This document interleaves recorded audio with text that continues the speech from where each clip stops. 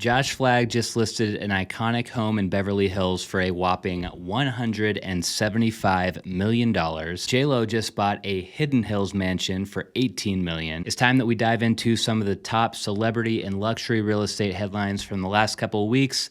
Let's get into it. All right, I want to start with this story. The famous Casa Encantada house just re-hit the market with a price increase.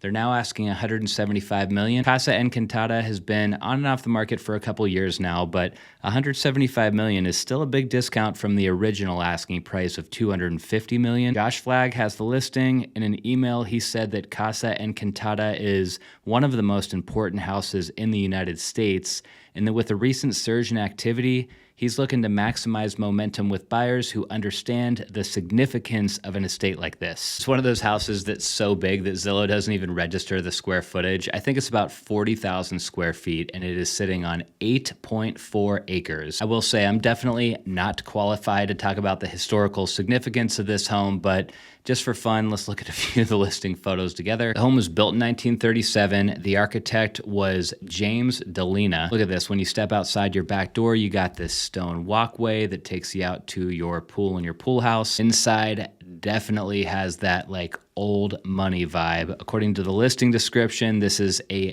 deco Hollywood style. Lots of intricate details on these walls. Even the air conditioning registers are custom. But even though it's got this old vibe, which I typically am not personally all that into, there's something about it that feels really tasteful, really timeless. Maybe it's time that Casa Encantada finally sells again. Now, completely changing gears for a second, check this one out. President Trump's childhood home in New York City just hit the market at a steep discount after being overrun by feral cats. It's a 5-bedroom house, 2,500 square feet. They got $835,000. Look at the cover photo on this place. These are the former listing photos, but I'm going to guess that the house did not look like this when it was just for sale.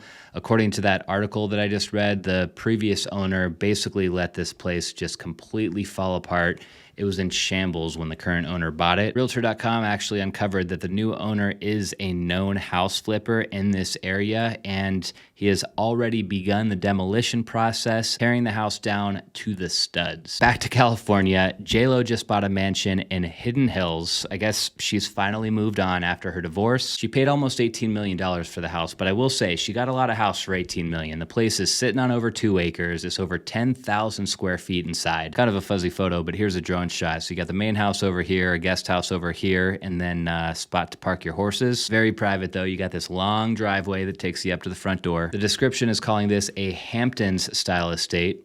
Interesting, but I see it. Inside, this is one of those houses that doesn't get me all that excited. I mean, the description says that it was recently reimagined or remodeled, but overall, the finishes and the furnishings are pretty bland, although I will say once J-Lo gets her stuff in here, it's probably going to be way better. I'm sure she's got like a crazy qualified interior designer that she's going to get involved before she even moves in. Anyways, here's what the kitchen looks like. Here's what they're calling the movie theater. Very bright for a theater, I will say. It's got a home gym, a sauna, a very big master bedroom, nice master bath, and massive master closet. One more story before we wrap today's episode, just because I think this is a pretty cool story and a very unique house. Ex-NFL player Mike Pouncey just listed his house in Florida, which has a waterfront football field on it. Check this thing out. I have never seen anything like this. We are right in the middle of a residential neighborhood. Here's the house. Here's the football field. I'm going to guess that most of the people who built houses in this neighborhood just went with like one massive 10,000 square foot house, but he used exactly one half of the lot for the house and exactly one half of the lot for the football field. And what's hilarious is the field has zero privacy. This is the street view. Inside, the place is clean. It's got nice finishes, a little wild and loud for my taste, but it's nice. I do like the colors, but you guys got to admit that high glass is a little bit distracting. I love how in the living room, he's got the 4 TVs on the wall too, so you can watch 4 games at once. And then out back, right behind the swimming pool and the field, you got a place to park your yacht. It's going to be very interesting to see who's interested in this house and how long it takes to sell.